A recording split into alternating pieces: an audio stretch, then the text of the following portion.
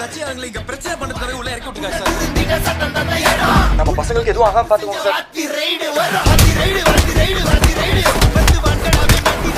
இன்னொரு வாட்டி பசங்க மேல கை பட்டுது.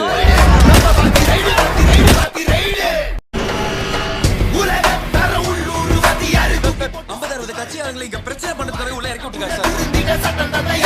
நம்ம பசங்களுக்கு எதுவும் ஆகாம பாத்துக்கோங்க சார். இன்னொரு வாட்டி பசங்க மேல கை பட்டுது.